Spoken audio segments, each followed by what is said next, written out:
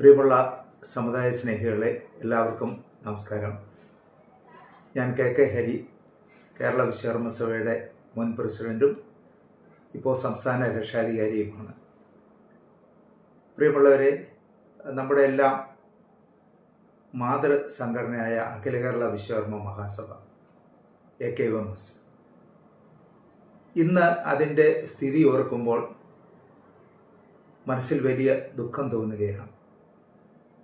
കാരണം 1987 മുതൽ മഹാസഭയുടെ ഒരു പ്രവർത്തകനായി നിൽക്കുകയും യുവജന ഫെഡറേഷനിലൂടെ അതിൻ്റെ സംസ്ഥാന സമിതിയിലൂടെ വരികയും മഹാസഭയുടെ ഡയറക്ടർ ബോർഡിൽ പ്രവർത്തിക്കുകയും ഒക്കെ ചെയ്ത് അഖില കേരള വിശ്വകർമ്മ മഹാസഭയുടെ ഒരു സുവർണ കാലഘട്ടത്തിൽ പ്രവർത്തിച്ച ഞങ്ങളെപ്പോലെയുള്ള പ്രവർത്തകർക്ക് ഇന്നത്തെ സഭയുടെ സ്ഥിതി കാണുമ്പോൾ ആണ് നമുക്ക് ദുഃഖം തോന്നിക്കുന്നത്. അഖില കേരള വിശ്വകർമ്മ മഹാസഭ 4 നേതൃത്വത്തിന് കീഴിൽ പ്രവർത്തിക്കുകയും കേസും തർക്കങ്ങളും വ്യവഹാരങ്ങളുമായി സുപ്രീം കോടതി വരെ പോയിരിക്കുന്ന ഒരു സാഹചര്യമാണുള്ളത്. ഇതിന് നമുക്ക് എന്ത് ചെയ്യാൻ കഴിയും? വർഷങ്ങളായി ഓരോ വിശ്വകർമ്മജനും ചിന്തിക്കുന്ന ഒരു വിഷയമാണ്. നമുക്കറിയാം, ഇപ്പോൾ അതിന് പരിഹാരം എന്നത് നേതാക്കന്മാർ വിചാരിക്കണം. താഴെത്തട്ടിലുള്ള പ്രവർത്തകരും സാധാരണ വിശ്വകർമ്മരും എല്ലാം കേരളത്തിലെ വിശ്വകർമ്മ ഐക്യം ആഗ്രഹിക്കുന്നവരാണ്. ആ ഐക്യത്തിനു വേണ്ടിയാണ് പ്രിയമുള്ളവരെ 1990 ശ്രീമാൻ AK ആചാര്യ സാറ് ഒരു 10-28 വർഷങ്ങൾക്ക് ശേഷം വിശ്വകർമ്മ സംഘടനകളെ ഏകോപിപ്പിച്ചുകൊണ്ട് വിശ്വകർമ്മ ഐക്യവേദി എന്നുള്ള ഒരു പ്ലാറ്റ്ഫോമിൽ അഖില കേരള വിശ്വകർമ്മ മഹാസഭയും വിശ്വകർമ്മ സർവീസ് സൊസൈറ്റിയും തമിഴ് വിശ്വകർമ്മ സമൂഹവും 3 സംഘടനകളെ ഒന്നിച്ചു ചേർത്ത് ഒരു കോമൺ പ്ലാറ്റ്ഫോം അദ്ദേഹം ഉണ്ടാക്കിയത്. വിശ്വകർമ്മ ഐക്യവേദിയുടെ പ്രഖ്യാപിത നയം ഏകസംഘടനയാണ്. നമുക്കെല്ലാം അറിയാം, സമുദായ ചരിത്രം അറിയാവുന്നവർക്കെല്ലാം അറിയാം, 1994 ഏപ്രിൽ മാസം 30 എറണാകുളത്ത് വെച്ച് നടന്ന വിശ്വകർമ്മ മഹാസംഗമം.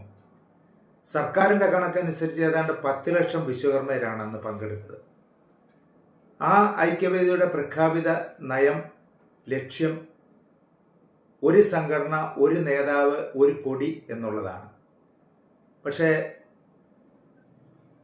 യാദൃച്ഛികമായിട്ട് ആ ഐക്യം നടക്കാതെ പോവുകയും പിന്നീട് 1997 വിശ്വകർമ്മ സമുദായ നേതൃത്വത്തിലാകെ നേതൃദാരിദ്ര്യം ഉണ്ടാകുന്ന ഒരു സാഹചര്യം ഉണ്ടായെന്നുള്ള കാര്യം നിങ്ങൾക്കെല്ലാം അറിയാം. അഖില കേരള വിശ്വകർമ്മ മഹാസഭയിൽ നേതൃദാരിദ്ര്യം ഉണ്ടായി, വിശ്വകർമ്മ സർവീസ് സൊസൈറ്റിയിലുണ്ടായി, തമിഴ് വിശ്വകർമ്മ സമൂഹത്തിൽ ഉണ്ടായി. നേതൃദാരിദ്ര്യം എന്ന് പറഞ്ഞാൽ അന്ന് നയിക്കപ്പെട്ടിരുന്ന നേതാക്കന്മാരെല്ലാം മൺമറഞ്ഞു പോകുന്ന ഒരു സാഹചര്യമാണ് ഉണ്ടായത്. അതിനുശേഷമാണ് മഹാസഭയുടെ പുതിയ നേതൃത്വത്തിലേക്ക് മുൻ പരിചയമൊന്നുമില്ലാതെ തന്നെ ശ്രീമാൻ ദേവദാസും ശ്രീ MV രാജഗോപാലും പ്രസിഡന്റും ജനറൽ സെക്രട്ടറിയുമായി തെരഞ്ഞെടുപ്പിൽ കടന്നു വരുന്നത്. അപ്പോൾ PR ദേവദാസ് സംഘടനാ നേതൃത്വത്തിലേക്ക് കടന്നു വന്നപ്പോൾ PR ദേവദാസ് പ്രസിഡന്റും ശ്രീ MV രാജഗോപാലും ജനറൽ സെക്രട്ടറിയുമായിട്ട് അഖില കേരള വിശ്വകർമ്മ മഹാസഭയിൽ ഒരു നേതൃത്വം ഉണ്ടായി. എന്ന് പറഞ്ഞാൽ അവർ വന്നതിന് ശേഷം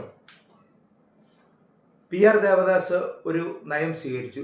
വിശ്വകർമ്മ ഐക്യവേദിയുടെ ആ ഐക്യവേദി മുന്നോട്ട് വെച്ച ആശയത്തെ PR ദേവദാസ് ഏറ്റെടുത്തുകൊണ്ട് കേരളത്തിൽ വിശ്വകർമ്മർക്ക് ഒരു ഏകസംഘടന വേണം എന്ന് തീരുമാനിക്കുകയും അഖില കേരള വിശ്വകർമ്മ മഹാസഭയും വിശ്വകർമ്മ സർവീസ് സൊസൈറ്റിയും തമിഴ് വിശ്വകർമ്മ സമൂഹത്തിൻ്റെയും നേതാക്കന്മാർ വളരെ പെട്ടെന്ന് തന്നെ 2000 ഇവരൊന്നിച്ചിരുന്ന് ഒരു ഏകസംഘടനയാകുന്ന ഒരു തീരുമാനത്തിലേക്ക് നീണ്ട ചർച്ചകൾക്ക് ശേഷം തീരുമാനം എടുക്കുകയാണ് ഉണ്ടായത്. വളരെ സന്തോഷകരം എന്ന് പറയട്ടെ, കേരളത്തിലെ വിശ്വകർമ്മര് മുഴുവൻ അതിനെ ശക്തമായി പിന്തുണച്ചു.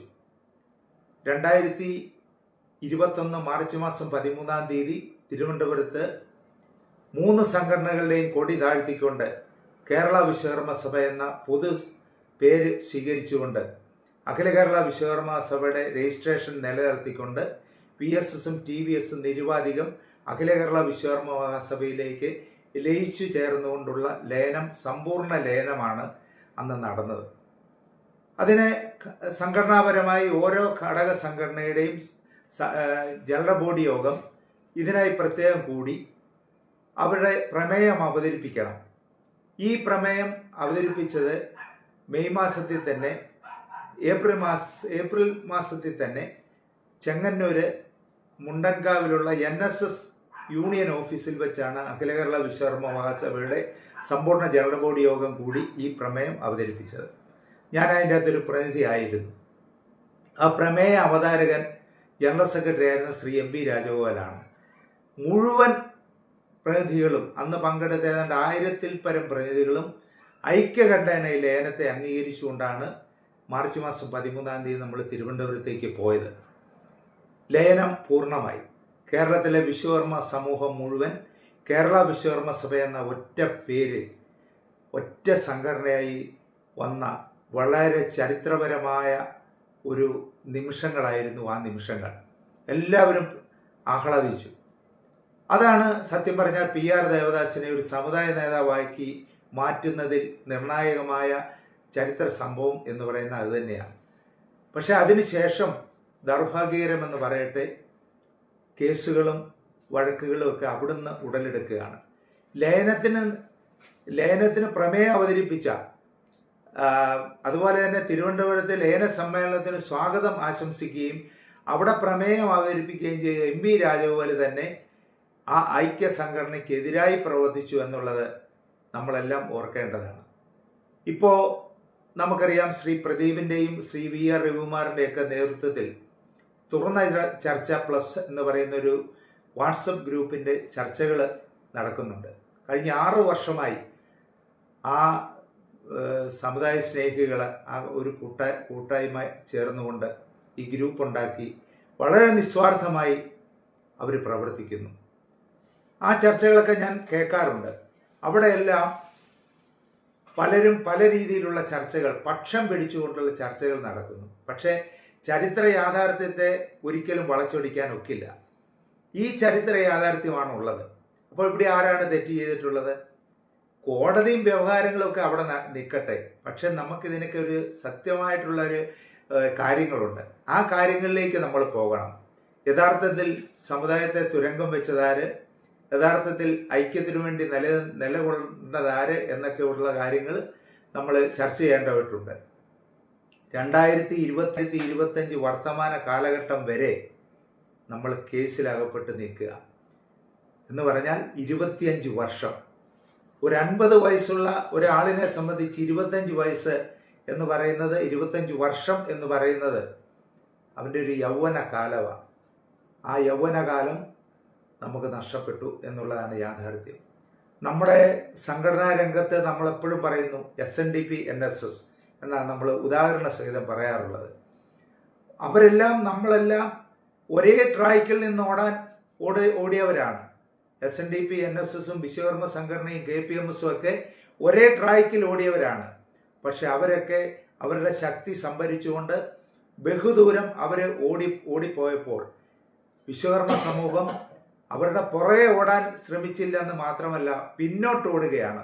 അപ്പോൾ അവരും നമ്മളും തമ്മിലുള്ള അകലം എന്തേരെ ഉണ്ട് എന്ന് നമുക്ക് ഇമാജിൻ ചെയ്യാവുന്നതേ ഉള്ളൂ.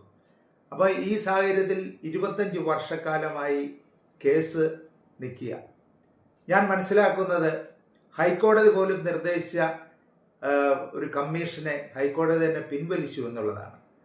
അപ്പോൾ ഇതിൻ്റെയൊക്കെ അർത്ഥം എന്താ? കോടതിയിൽ നിന്ന് പോലും നീതി കിട്ടാത്ത ഒരു സാഹചര്യമാണ് ഇന്ന് സംഘടനയ്ക്കകത്തുള്ളത്.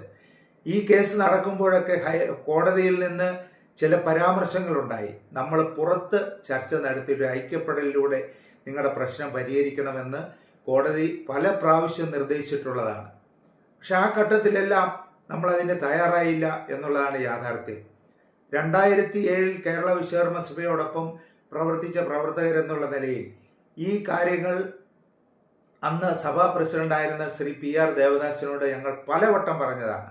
നമ്മുടെ വിഘടിച്ച് നിൽക്കുന്ന ആളുകളെ കൂട്ടത്തിലിരുത്തി സംസാരിച്ച് ഒരു മേശയ്ക്ക് ചുറ്റിയിരുത്തി പ്രശ്നം പരിഹരിക്കണമെന്ന് ഞങ്ങളെപ്പോലെയുള്ള പഴയകാല ആളുകൾ ആവശ്യപ്പെട്ടെങ്കിലും ശ്രീ PR ദേവദാസ് അതൊന്നും ചെവിക്കൊണ്ടില്ല. അന്ന് മുതലാണ് ഞങ്ങൾ ഒരു ഫൈറ്റിംഗ് ഫോഴ്സായി അതിൽ നിന്ന് പ്രവർത്തിക്കുകയും 2012 കേരള വിശ്വകർമ്മ സഭ എന്ന് പറയുന്ന കോഴിക്കോട് രജിസ്റ്റർ ചെയ്ത ഒരു സംഘടനയുമായി ബന്ധപ്പെട്ട് പ്രവർത്തിക്കാനിടയായ സാഹചര്യവും അതുതന്നെയാണ്. വളരെ വേദനയോടുകൂടിയാണ് ഞങ്ങൾ ആ തീരുമാനം കൈക്കൊണ്ടത്. കാരണം മാതൃസംഘടനയിൽ നിന്ന് മാറി നിന്ന് പ്രവർത്തിക്കുക എന്ന് പറഞ്ഞാൽ ഞങ്ങളെപ്പോലുള്ള പ്രവർത്തകർക്ക് സഹിക്കാനാവുന്നതല്ല. അതിനേക്കാളും ദുഃഖസാന്ദ്രമാണ് ഇപ്പോൾ മഹാസഭയിൽ ഉണ്ടായിരിക്കുന്ന പ്രശ്നങ്ങൾ എന്ന് നിങ്ങൾക്കെല്ലാം അറിയാം. അതുകൊണ്ട് തന്നെ ഈ പ്രശ്നം പരിഹരിക്കപ്പെടണം. നമ്മൾ ചർച്ച ചെയ്തുകൊണ്ടോ കൂടുതൽ കേസിലേക്ക് പോയതുകൊണ്ടോ നമ്മുടെ പ്രശ്നം പരിഹരിക്കപ്പെടുന്നില്ല, മറിച്ച് പ്രശ്നങ്ങൾ അതിരൂക്ഷമാകുകയാണ് എന്ന് നാം കരുതണം. എന്തായാലും സമീപകാലത്തുണ്ടായ സംഭവവികാസങ്ങൾ നമുക്ക് പ്രത്യാശ നൽകുന്നതാണ്. തുറന്നരച്ച പ്ലസ് ഗ്രൂപ്പിൻ്റെ നേതൃത്വത്തിൽ വളരെ അടുത്ത് നമുക്കൊരൈക്യം വന്നതാണ്. 3 സംഘടനാ നേതാക്കൾ ഒന്നിച്ചിരുന്ന് ഒരു തീരുമാനത്തിലെത്തുകയും ആ തീരുമാനം പ്രഖ്യാപിക്കുകയും ചെയ്തു. പക്ഷേ ദൗർഭാഗ്യവശാൽ അതും അധിക നാൾ നീണ്ടു നിന്നില്ല. എന്നാൽ ഇതൊക്കെ ഈ പ്രശ്നങ്ങളൊക്കെ ഉണ്ടാക്കിയത് ആരെയെന്ന് നമ്മൾ ചിന്തിക്കേണ്ടതായിട്ടുണ്ട്.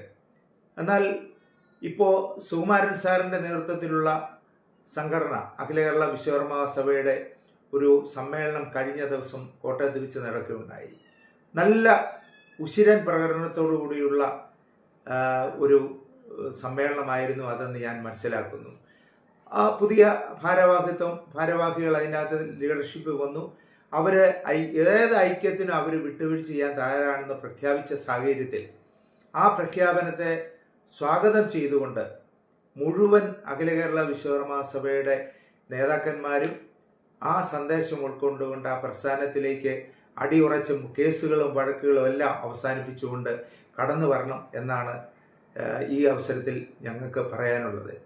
നമുക്കിവിടെ ഒരു വിശ്വകർമ്മർ ഭിന്നിച്ചു നിന്നാൽ നമുക്ക് നഷ്ടപ്പെട്ട എന്തൊക്കെയാണ്? സർവരാലും നീതി നിഷേധിക്കപ്പെട്ട ഒരു ജനവിഭാഗമാണ് വിശ്വകർമ്മജർ. നമ്മളെ കൈപിടിച്ചുയർത്താൻ നമ്മൾ മാത്രമേ ഉള്ളൂ, മറ്റാരും കടന്നു വരില്ല എന്ന് നമ്മൾ ആ യാഥാർത്ഥ്യം ഉൾക്കൊള്ളണം. കേരളത്തിൽ വിവിധ സംഘടനകളായി പ്രവർത്തിക്കുന്ന സംഘടനകൾ അങ്ങനെ നിന്നോട്ടെ, നമുക്കൊരു കോമൺ പ്ലാറ്റ്ഫോം എങ്കിലും വിശ്വകർമ്മരുടെ പൊതു താല്പര്യത്തിന് വേണ്ടി ഒരു കോമൺ പ്ലാറ്റ്ഫോം എങ്കിലും നമുക്ക് അനിവാര്യമാണ്. ഇനിയും തദ്ദേശ സ്വയംഭരണ തെരഞ്ഞെടുപ്പുകൾ വരുന്നു, നിയമസഭാ തെരഞ്ഞെടുപ്പ് വരുന്നു. ഇവിടെയെല്ലാം നമ്മുടെ പ്രഖ്യാപിത മുദ്രാവാക്യം എന്ന് പറയുന്നത് അവസര സമത്വവും സാമൂഹ്യ നീതിയും ഭരണത്തിൽ പങ്കാളിത്തവുമാണ്. ഭരണത്തിൽ പങ്കാളിത്തമില്ലാത്ത ഒരു സമൂഹത്തിനും പിടിച്ചു നീക്കാൻ കഴിയില്ല. അതുകൊണ്ട് നമ്മളും അധികാര കേന്ദ്രങ്ങളിൽ എത്തിപ്പെടണം. ആകെ ജനസംഖ്യയിൽ 5ാം സ്ഥാനത്തും ഹൈന്ദവ ജനസംഖ്യയിൽ 3ാം സ്ഥാനത്തും പിന്നോക്ക ഹിന്ദുക്കളിൽ 2ാം സ്ഥാനത്തുമുള്ള വിശ്വകർമ്മ സമൂഹം നമുക്ക് ശക്തിയില്ലാഞ്ഞിട്ടാണോ? നമുക്ക് എല്ലാവരെയും കൂട്ടി ഇണക്കിക്കൊണ്ട് ഒന്നിച്ചൊരു സംഘടിത ശക്തി ആർജിച്ചുകൊണ്ട് കേരളത്തിൻ്റെ രാഷ്ട്രീയ മണ്ഡലങ്ങളിലും ശോഭിക്കാൻ നമുക്ക് കഴിയണം. നമ്മളെപ്പോലെയുള്ള സമുദായ പ്രവർത്തകർക്ക് നിരവധിയായ രാഷ്ട്രീയ പ്രവർത്തകരുണ്ട്. അവർക്കുള്ള അവസരങ്ങൾ കൊടുത്തുകൊണ്ട് പ്രാതിനിധ്യ നിയമം അനുസരിച്ച് ജനാധിപത്യത്തിൻ്റെ ശ്രീകോവിലുകൾക്കുള്ളിൽ കടന്നു ചെല്ലാൻ നമുക്ക് കഴിയണം. ഇത് ഐക്യപ്പെട്ടില്ലെങ്കിൽ ഇതൊന്നും നമുക്ക് സാധ്യമല്ല. എല്ലാ തരത്തിലും നമ്മൾ പിന്നോക്കാവസ്ഥയാണ്. അടിസ്ഥാന തൊഴിൽ വിഭാഗമായ വിശ്വകർമ്മ സമൂഹത്തിൻ്റെ തൊഴിലുകൾ ഇന്ന് എവിടെ പോയി നിൽക്കുന്നു? വിദ്യാഭ്യാസ രംഗത്ത്, സാമൂഹിക രംഗത്ത്, സാംസ്കാരിക രംഗത്ത് സാമ്പത്തികമായി പിന്നോക്കം വന്നിരിക്കുന്ന സാഹചര്യത്തിലെല്ലാം വിശ്വകർമ്മ സമൂഹത്തിനെ അതിശക്തമായി കരകയറ്റണമെങ്കിൽ വിശ്വകർമ്മ സംഘടനകൾ ഒന്നിച്ചേ മതിയാവൂ.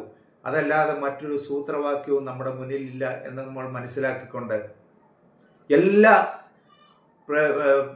പിണക്കങ്ങളും പരിഭവങ്ങളും കേസുകളും എല്ലാം അവസാനിപ്പിച്ചുകൊണ്ട് നമുക്കെല്ലാവർക്കും ഒറ്റക്കെട്ടായി മുന്നോട്ട് പോകാം എന്ന് മാത്രമാണ് എനിക്ക് അവസരത്തിൽ പറയാനുള്ളത്.